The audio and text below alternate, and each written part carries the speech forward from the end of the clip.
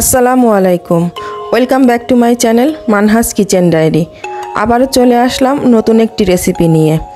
বাঙালিদের প্রতিদিনের মেনুতে মাছ না হলে চলে না, তাই বিভিন্নভাবে মাছ রান্না করতে হয়। আমার আজকের রেসিপিতে থাকছে শোল মাছের পাতলা ঝোল। প্রথমেই কড়াইতে তেল দিয়ে দেব। এবার পেঁয়াজ এবং রসুন দিয়ে দিচ্ছি। লাল লাল করে ভেজে উঠিয়ে রাখবো। ভাজা হয়ে গেছে, উঠিয়ে নিচ্ছি। এবার লবণ হলুদ দিয়ে মেখে রাখা শোল মাছগুলো ভেজে নেব।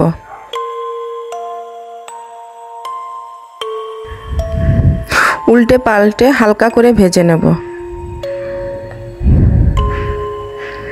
ভাজা হয়ে গেছে, এর ভিতর দিয়ে দিচ্ছি রসুন বাটা, জিরা বাটা, শুকনা মরিচের গুঁড়া, হলুদ গুঁড়া, লবণ এবং কিছু কাঁচামরিচ। একটুখানি পানি দিয়ে দিচ্ছি।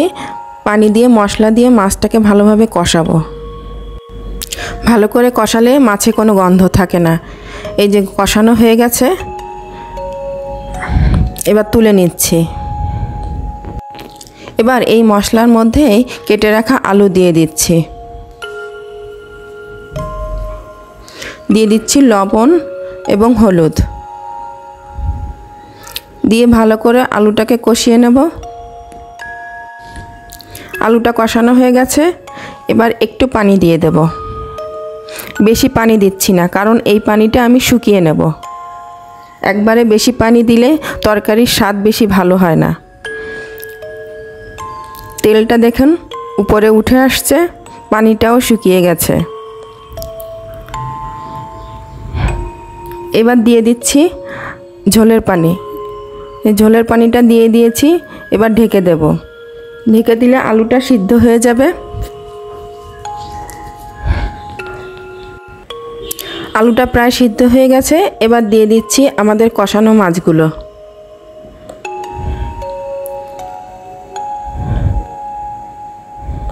আমি আবার একটু ঢেকে দিচ্ছি। এবার একটা মশলা রেডি করব। ভাজা পেঁয়াজ এবং রসুন তুলে রেখেছিলাম, এটার সাথে দিয়ে দিচ্ছি 1 চা চামচ আস্ত জিরা। এই জিরাটা আমি তেলে পেঁয়াজের সাথে বেটে নেব। মশলাটা বাটা হয়ে গেছে, এবার ঝোলের ভিতর দিয়ে দিচ্ছি। এভাবে শেষে মশলা দিয়ে ঝোল রান্না করলে ঝোলটা খেতে খুবই মজা হয়। একবার বাসায় ট্রাই করে দেখবেন কেমন লাগে। আমার ঝোলটা হয়ে গেছে, এবার নামিয়ে নিয়েছি। এই প্রচণ্ড গরমে কম মশলা দিয়ে এভাবে মাছের ঝোল রান্না করে খাবেন, খুবই ভালো লাগবে খেতে। আজকের রেসিপিটি ভালো লাগলে লাইক, শেয়ার এবং কমেন্ট করতে ভুলবেন না। আর চ্যানেলটি সাবস্ক্রাইব করে রাখবেন নতুন নতুন রেসিপি দেখার জন্য। আবারও ফিরে আসব নতুন কোনো রেসিপি নিয়ে। সেই পর্যন্ত সবাই ভালো থাকবেন। আজ এখানেই বিদায় জানাচ্ছি। আল্লাহ হাফেজ।